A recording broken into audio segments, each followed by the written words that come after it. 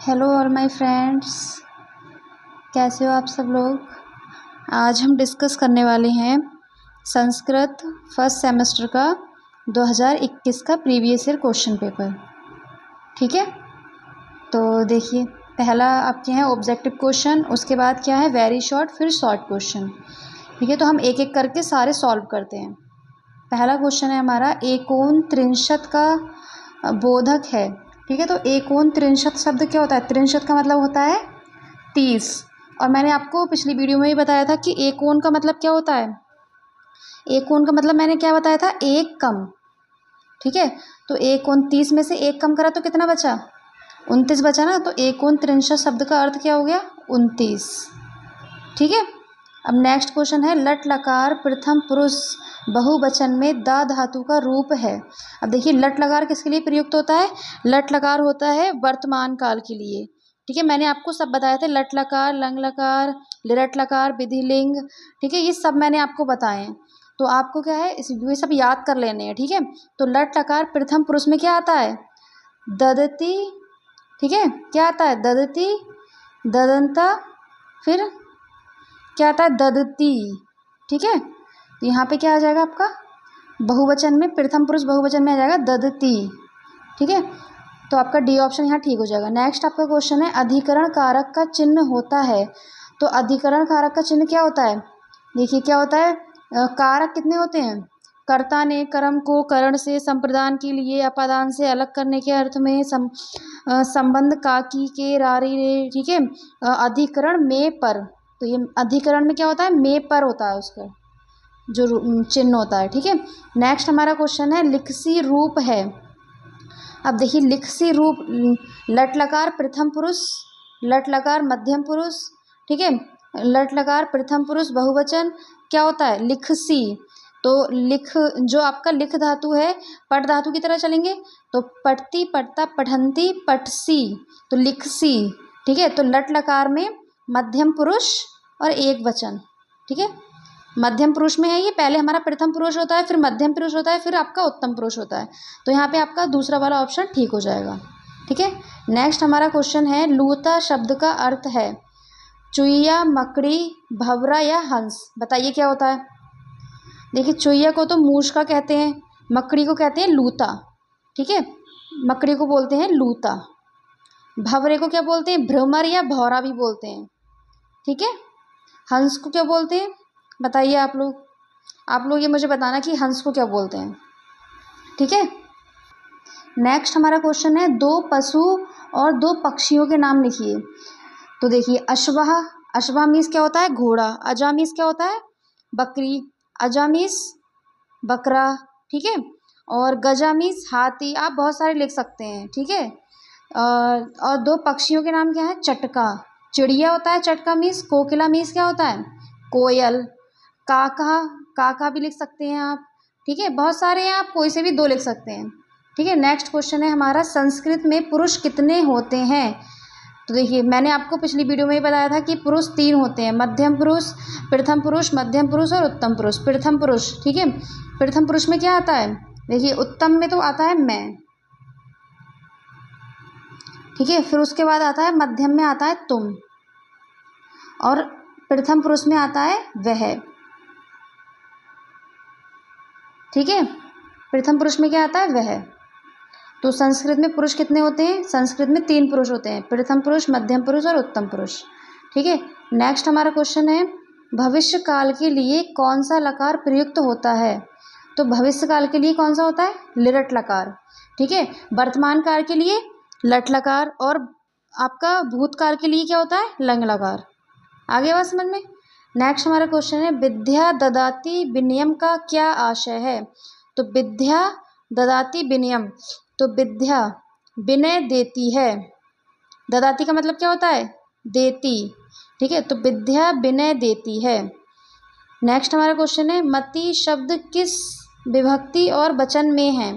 अब देखिए मति शब्द के आपको रूप याद करने पड़ेंगे। ठीक है, मति शब्द कैसा होता है, इकारांत।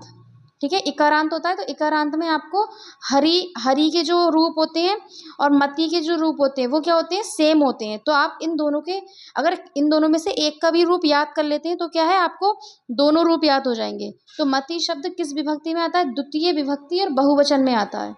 ठीक है। अब देखिए ये तो आपको याद करने पड़ेंगे, इसका आपको ऐसे आप लॉजिक नहीं लगा सकते कि ये किस में आएगा। ठीक है, ये आपको पूरे रूप याद करने होंगे। ठीक है। नेक्स्ट हमारा क्वेश्चन है, गम धातु के लंग लकार प्रथम पुरुष का रूप लिखिए। अब देखिए गम धातु के क्या होते हैं, गच्छ। ठीक है, गच्छ होता है। ठीक है, तो लंग लकार क्या होता है, भूतकाल। ठीक है, तो भूतकाल में इसके प्रथम पुरुष के रूप लिखने हैं।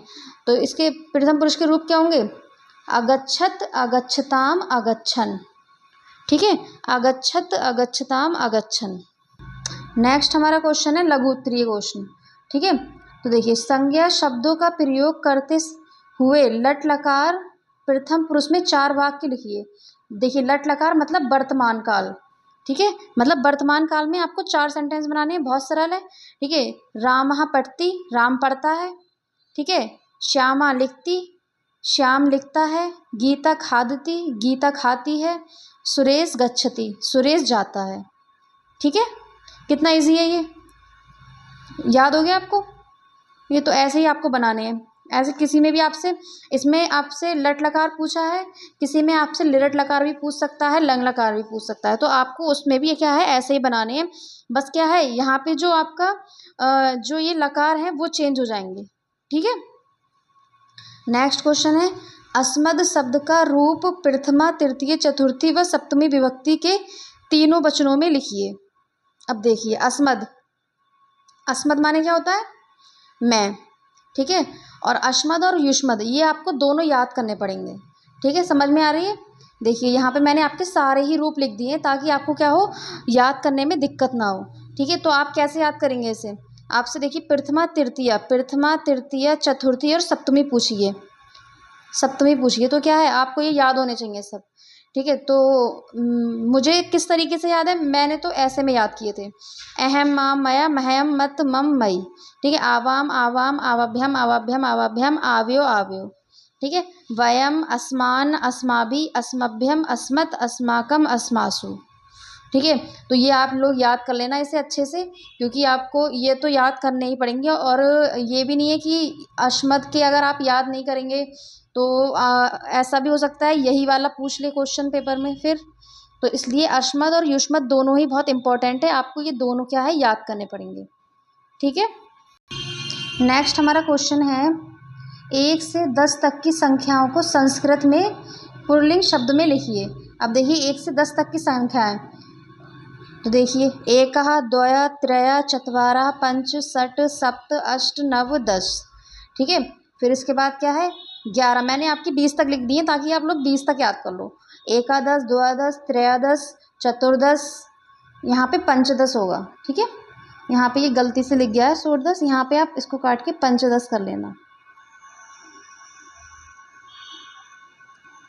पंचदश, षोडश, सप्तदश, अष्टदश, नवदश, विंशति। ठीक है, और आपका नवदश को और भी क्या कहते हैं, और बताइए क्या कहते हैं, कल ही मैंने बताया था एकोन विंशति, एकोन विंशति भी बोलते हैं इसको। ठीक है, या ऊन विंशति भी कहते हैं। ठीक है, तो ये गिनती आप लोग याद कर लेना। ठीक है, नेक्स्ट हमारा क्वेश्चन है, अधोलिखित श्लोक का अर्थ बताइए। तो काकः चेष्टा वकोध्यानम श्वान निद्रा तथैव च अल्पाहारी गृहत्यागी विद्यार्थी पंच लक्षणम। ठीक है, तो ये आपको क्या है इसका अर्थ बताना है। तो देखिए काकः चेष्टा, कौवे की तरह जानने की चेष्टा। ठीक है, कौवे की तरह जानने की चेष्टा। बक्कु माने क्या होता है, बगुला, बगुले की तरह ध्यान। ठीक है, स्वान माने होता है कुत्ता, स्वान निद्रा तथैव च, कुत्ते की तरह नींद। अल्पाहारी मतलब कम भोजन ग्रहण करने वाला, अल्पाहारी गृह त्यागी घर को त्यागने वाला। विद्यार्थी पंच लक्षणम, विद्यार्थी के 5 लक्षण हैं। ठीक है, समझ में आ गया आपको ये। नेक्स्ट हमारा क्वेश्चन है, अनुकरण वाचन के उद्देश्य बताइए।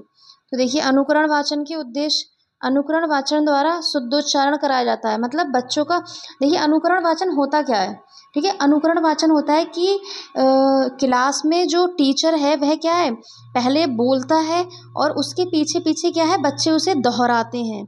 ये आपका अनुकरण वाचन होता है। और एक होता है आपका सस्वर वाचन। सस्वर वाचन में क्या होता है, सस्वर वाचन में आपका क्या होता है, जो बच्चे होते हैं वो क्या है, किताब को क्या है उसमें से देख के पढ़ते हैं किताब को, ठीक है, वह आपका होता है सस्वर वाचन। अनुकरण वाचन क्या है, चीज़ों को दूसरे की तरह दोहराना, ठीक है। तो ये अनुकरण वाचन से क्या है, उच्चारण बच्चों का शुद्ध किया जा सकता है, ठीक है, विषय को रुचिकर और ग्रहण करने योग्य बनाया जा सकता है। आदि आवृत्ति के कारण पाठ समझ जाते हैं बच्चे, और क्या है, आवृत्ति की वजह से, बार बार दोहराने की वजह से बच्चों को क्या है, पाठ याद भी हो जाता है, ठीक है। तो ये क्या है, अनुकरण वाचन के उद्देश्य हैं ये। नेक्स्ट क्वेश्चन क्या है, देखिए, संस्कृत में अनुवाद कीजिए, ठीक है। तो अनुवाद जरूर आते हैं पेपर में। तुम पढ़ते हो तो त्वयं पठसी, देखो तुम त्वयं पढ़ते हो मतलब वर्तमान काल की बात हो रही है, तो आपका कौन सा लगेगा, लट लकार लगेगा, तो पठसी हो जाएगा। उसके बाद है हम दोनों जाते हैं, तो हम दोनों की होती है आवाम, जाते हैं तो गच्छता, ठीक है। मैं प्रतिदिन खेलता हूँ तो अहम प्रतिदिनम क्रीडामि। अब देखिए यहाँ पे क्या है, अहम मतलब ये उत्तम पुरुष में है, ठीक है। तो उत्तम पुरुष में है तो यहाँ पे जो धातु है, जो क्रिया है खेलता हूँ, वो क्या है, उत्तम पुरुष में लगेगी यहाँ पे, तो यहाँ पे क्रीडामि हो जाएगा, ठीक है। नेक्स्ट क्वेश्चन है, वह सब बाजार गए, तो देखिए यहाँ पे ये भूतकाल है, इसका मतलब लंग लकार लगेगा, तो ते आपणम आगच्छान, ठीक है, ते आपणम आगच्छान, आपणम मतलब बाजार, ठीक है। अब देखिए नेक्स्ट क्वेश्चन क्या है हमारा, लंग लकार किस काल के लिए प्रयुक्त होता है, दो उदाहरण लिखिए। अभी मैंने आपको बताया कि लंग लकार क्या है, भूतकाल में प्रयुक्त होता है, और क्या है, इसका जो आप बनाएंगे तो आप आराम से बना देंगे सेंटेंस। त्वयं आपठा, तुम पढ़ते हो, ठीक है, या फिर तुमने पढ़ा, ठीक है, भूतकाल है ना, तुमने पढ़ा, ठीक है। यूयम आगच्छत, यूयम आगच्छत, तुम दोनों गए, ठीक है। तो ये आपका क्या है, 18 क्वेश्चन हो गए, 2021 का आपका पूरा पेपर सॉल्व हो गया संस्कृत का, ठीक है। तो यहाँ पे आपका मैंने आपका 2019 का भी पेपर सॉल्व करवा दिया है। और आप लोगों को अगर वीडियो अच्छी लगी हो तो आप लोग क्या करो, मतलब वीडियो को लाइक ज़रूर कर दिया करो, ठीक है। वीडियो को लाइक कर देना और चैनल को क्या है, चैनल को सब्सक्राइब कर देना, ठीक है। और नेक्स्ट बता देना आपको मैं किसका पेपर आपको सॉल्व कराऊं, ठीक है। डीएलएड के मैंने आपके मैथ के भी पेपर सॉल्व करा रखे हैं, आप उसमें से क्या है जाके उसको बार बार देखिए, रिवीजन करिए, जिससे आपको क्या होगा, आगे आने वाला जो पेपर है उसमें आपको क्या है बहुत हेल्प मिलेगी, ठीक है। Thank you.